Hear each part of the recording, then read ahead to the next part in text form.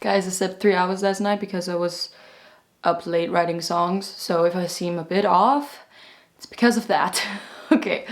Hey guys, my name is Victoria, welcome back to my channel. It's finally time for another wrap-up! Yay!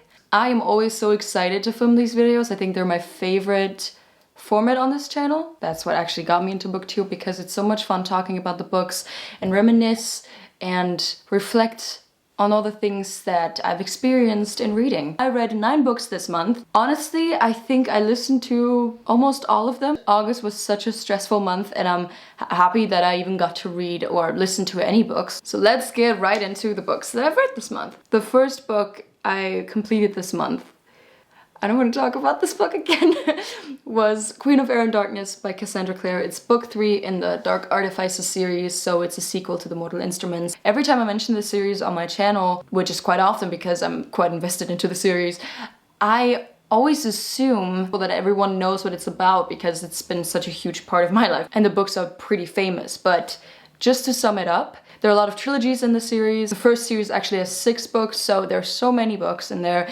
and it's a fantasy world, a fantasy universe where the Shadowhunters hunt demons. Next to Shadowhunters, there are also a lot of Downworlders. That's what they call the werewolves, vampires, warlocks, fairies, and it's kind of like Harry Potter. It's a secret world, so the mundanes, this time it's not the muggles and not the normals, it's the mundanes, don't know about this world, or shouldn't. The Dark Artifices focuses on the story of Emma Carstairs and Julian Blackthorne. They are parabatai, they are linked in many forms. It's like a ritual that the Shadowhunters go through, blah blah blah. It's a very strong bond between Shadowhunters, and I'm not gonna say any more to that, but there is a law surrounding parabatai, which absolutely should not be broken, because it's that parabatai are not allowed to fall in love. I'm gonna let you make the guess what this is gonna be about. So these 3 books focus on their story, but the Blackthorns are a huge family and they've just been through a lot. I don't want to spoil too much for the people who have not read the Mortal Instruments, but it's after the Mortal Instruments. Just to give you a bit of an idea of what these books are about, because I always do it for the other books that I talk about, but never for this universe because it's so much. And Queen of Air and Darkness was an amazing book. It's 5 stars, it's 10 stars out of 5. Like, the finale of the series brought me to tears. It was very heartbreaking, very hard to get through, but it was so good. I can't wait to read it again and cry my eyes out again. I think I'm gonna stop talking about this book. It was amazing, it was heartbreaking, it was too much, but in a good sense. Okay. The next book I've read is also part of this universe, which is Chain of Gold, and it's the first book of the Last Hours series. I remember years ago when my sister Clara and I talked about these books coming out in the future, and now 2 parts of them are out. It's like, oh my god, time is insane. Anyway, this book is about the children of the characters that we meet in the Infernal Devices. So it's a sequel to the prequel to the Mortal Instrument. Let's just say it's a sequel to the Infernal Devices. And I really liked this book. I give it 5 stars. I will definitely read this again because we never met these characters, and all the other characters in the series we've kind of had moments with. But these were completely new, and I had to cope with so many new names. So at the beginning was a little bit confusing because I was like, who's talking right now? What the hell? Even though I did not think that the story was that amazing, I definitely will be amazed by it in the next 2 books, because I think the build and the arc of these books is always impeccable, but really the characters are what makes these books so emotional and so, I don't even know how you say it, impactful on my life. First of all, the children of the characters that I already love. These characters obviously reappearing and being part of the story because they're their parents, and that's fun for one. And then there are so many amazing characters in this series. I can't wait to read more about them, and I wish there were 6 books in every series. Like, the story takes place in the end of the 19th century in London and the beginning of the 20th century.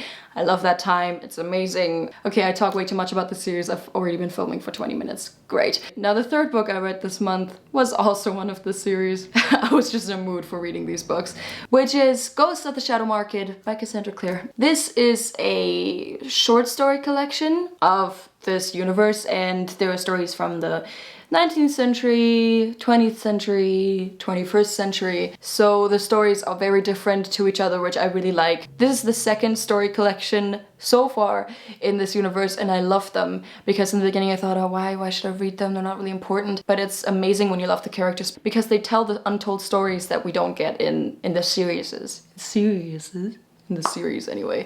So yeah, I really liked it. I give it 4.75 stars. The next book I listened to was 1,000 Ships by Natalie Haynes. It's a historical fiction novel or retelling of the Trojan War from the women's perspective, and I don't know how many women are mentioned and how many are able to tell the story, because I definitely want to get my hands on a physical copy, because there were so many names that I was really glad I knew. I think I knew 80% of the people that were in there, of the women that were in there, because if you didn't know, I'm a huge fan when it comes to Greek mythology. And especially the Trojan War has been a fascination of mine for a couple of years now. And I love that Natalie Haynes finally gives the women a voice, because there were so many that were affected. And when you think about the Trojan War, if you know something about it, you think about Achilles and Hector and Paris, and the woman you think about maybe is Helen. But she also gets to say some things, and Hector's wife, Cassandra, who is so interesting. It's very sad, but so interesting. Briseis, obviously her sister, Penelope, the wife of Odysseus, and she's sort of telling Odysseus a story while writing letters to him, which I thought was really clever, because you then know what Odysseus is going through, the trouble that he gets into, and obviously she is his wife and she has a kid, and she's like, can you just come home and stop fucking everything up? So I love the different perspective, the different stories of these women. Absolutely loved and enjoyed this book thoroughly to the last second. I gotta say, if you're starting with Greek mythology, definitely get a physical copy. I would not advise you to listen to this book, because if you don't know any of the women or the names that I just said, you should definitely read it if you're interested. So I give this book a 4.5 stars because I would have loved to get a physical copy, but that's not the book's fault. I could give it 5 stars, I guess. I'm gonna read it again and then I can give it 5 stars wholeheartedly.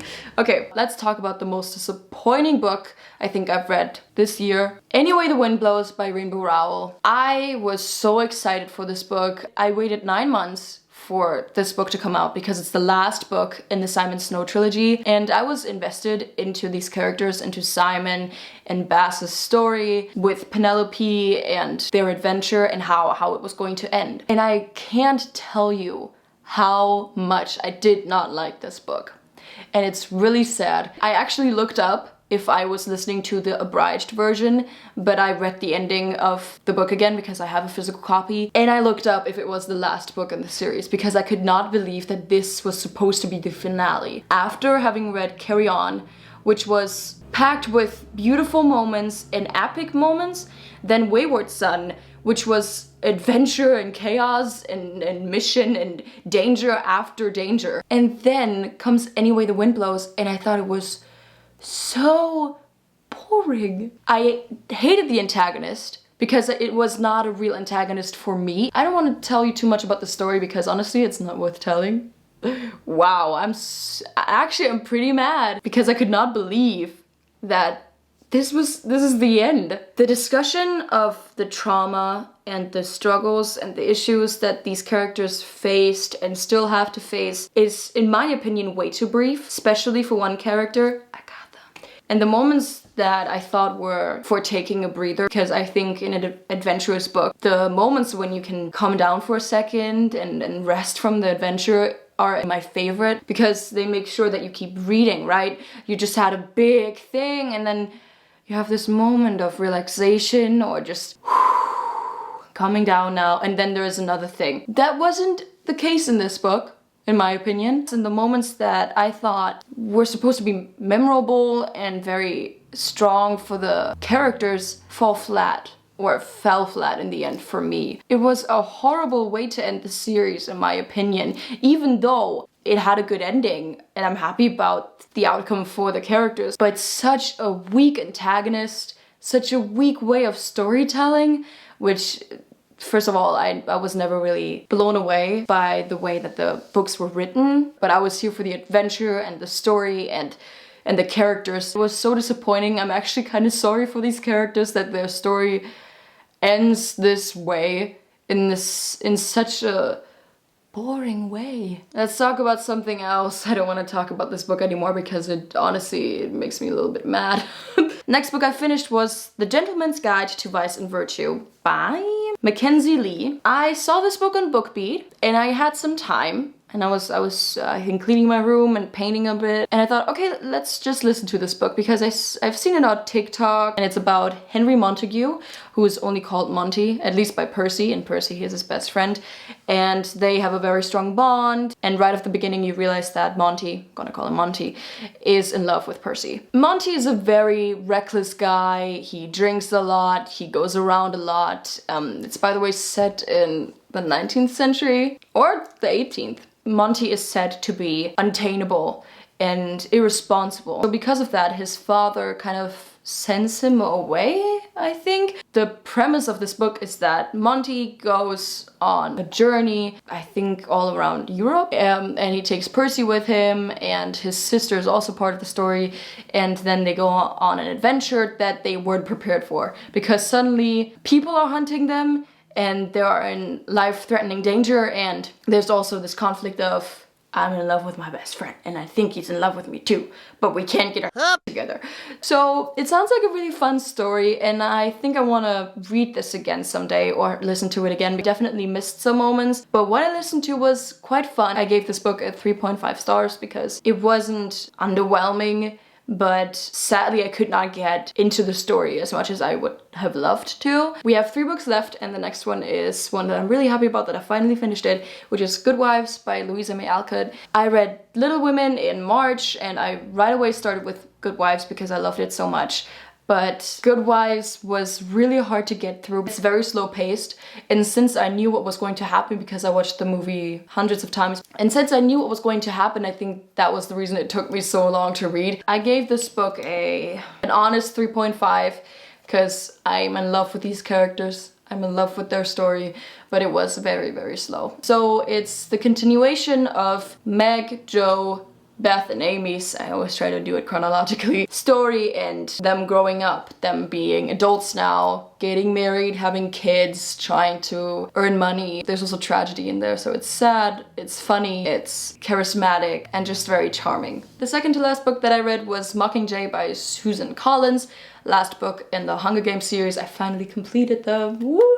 After years of them being out. It was my least favorite of the series. Mockingjay is, as it's the finale, the climax of the revolution, of the war between the rebels and the capital. And Katniss is at the forefront. She is supposed to be the voice of reason, the voice that leads everyone into battle. And it's a lot of responsibility for a 17-year-old girl. I think when you watch the movies, you don't realize that they're actually supposed to be 17, or in the first book, 16. She's struggling with that. She's struggling with what is going on with Peter. I don't want to spoil too much. And this love triangle between Gale, Katniss, and Peter, which I'm not a fan of. I like all the books and I like all the movies, but I like the atmosphere of the first 2 more, because the atmosphere of being in this district, I don't want to spoil too much, is very claustrophobic and dark and grey and lifeless, sort of, which is a huge difference to the second half of the book, which is loaded with danger and action. What I would have loved in these books, in all 3 of them, would have been these taking a breather moment, because I believe they're very important. As I talked about them, it was action after action after action, and I could not really get into the emotions of the characters. Because it's written from Katniss's perspective, you only get her thoughts and her emotions, which I loved, because in the final movie, the last half hour or so is very focused on what is going on in Katniss's head, and so many things have happened, so much tragedy has followed her I loved reading about her thoughts, but honestly I would have loved more about that. So the character study in this book is not really strong because it's so action-packed, but I still liked it. Really happy that I finally completed the series. I gave it 4 stars, by the way. The last book I read in August was We Were Liars by E. Lockhart. I did not expect to ever read this book, honestly, because I seen it on TikTok and there are so many mixed reviews. I gave this book a 2.75 stars, and the reason for that is because I wasn't really invested into the characters. We Were Liars is about a beautiful and distinguished family, a private island, a brilliant damaged girl, a passionate political boy. Good thing I did not read The Summer because it would have turned me off. A group of 4 friends, the liars, that's what they call each other or themselves, whose friendship turns destructive. A revolution, an accident, a secret. Lies upon lies, true love, the truth. We Were Lies is a modern, sophisticated suspense novel from New York Times bestselling author. Anyway, the summary makes it sound really, really bad. First of all, I did not like the main character. Cadence, or Katie, she had an accident in 2015 while she was on the island. There was a huge fire that burned an entire house down. She has no memory of this night and of the summer of 2015. And 2 years later she comes back to this island and meets up with the liars, and everything is really weird. No one's talking about that day, and she's questioning everyone, like what she wants to find out what happened, but no one will tell her. And she also talks a lot about this guy Gad. She calls him Gad, that's his nickname. His actual name is Gadwig. So that's her love interest. And I hated the amount of cliche that was in this book, because Gad is actually a very interesting character in my opinion. And I would have actually loved to read the story from his perspective because I think he's a much more interesting and cooler character. He's a very invested guy and he's a lot in his own thoughts. While other people are talking about very superficial things, he's a very deep and nuanced character that I loved hearing about. So while you have this character full of profundity, in my opinion, you have this lovesick, in my opinion, a little bit of a naive girl, which is not a bad thing, but I actually laughed at some parts because I thought, what? Gad is talking about very horrible things that happen in the world, and he's asking all of these philosophical questions and actually trying to have a deep conversation with Cadence, and she's just thinking, he was so beautiful. I love him so much. I wish I could kiss him. And I hated that. I thought it was so ridiculous. I believe he could have said something like, someone I love died yesterday, and she would have said, he is so beautiful. Please kiss me. Oh my god. Now reflecting on it, I thought this was so ridiculous. The reason why I gave it almost 3 stars was because of the plot twist in the end, though I thought it was pretty underwhelming after you got the explanation, or rather the reason why. Is it worth reading because of the plot twist? If you don't like cliched romance stories, no. If you want to get through this book to get to the plot twist, then maybe yes. That's all I'm gonna say. These were all the books I read this month. My highlight of this month was Queen of Air and Darkness by Cassandra Clare. I cannot talk about this enough. Please let me know what you read this month, what was your highlight, and maybe a book that disappointed you. If you like this video, then please give me a thumbs up and comment down below what you would like to see next. Obviously, subscribe to this channel if you haven't yet, and don't forget to click the little bell next to the subscription button so you never miss an upload. I upload every Thursday and Sunday, and I update you guys on everything on my Instagram. I think it's here. And all the links to my social media are down below. Now, the only thing I have to say is thank you so much for watching, guys. I hope you have a wonderful day, and I hopefully see you in my next video. Bye!